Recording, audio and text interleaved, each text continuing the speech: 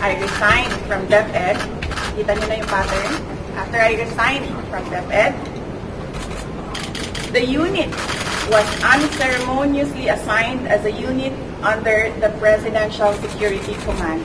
July 9, 2024, ang order ng PNP.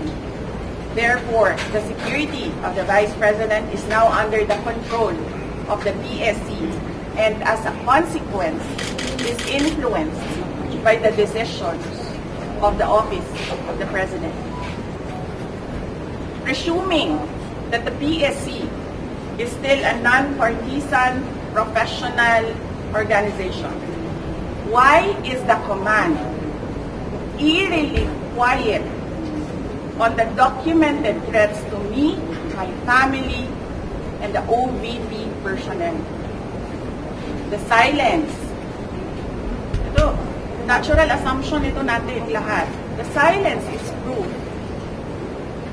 that the inclusion of the VP-SPG in the PSC is clearly to undermine my security and nothing else. So that's one threat. Bigyan ko kayo ng listahan ng madami with proof. Ito, with proof. There's a DND order. Separating your security. Yes, no. Tucking my security under PSC, which is influenced Yes. by the decisions of the Office of the President. So ano yan? Lahat ng galaw ko, lahat ng ginagawa ko, kung saan ako, alam niya, alam nila. So anong gagawin nila? Anong value ng information sa kanila after ako mag-resign sa DepEd?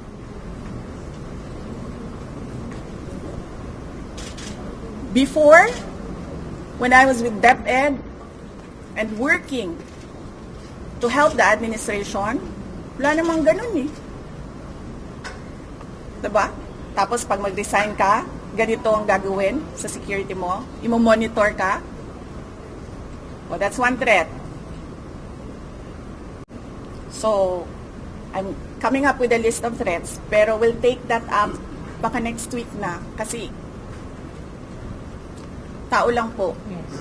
Hindi kaya magsulat ng kayo, magagaling kayo, mabilis kayo magsulat. Ako, kailangan ko... Are you afraid, are you saying that there's a threat for you to get killed by the administration? Well, that is a possibility. You see what they're doing right now? That is an example. They are undermining my security. That is just from the PSC. Hindi ko pa dinidiscuss ang galing sa PNP.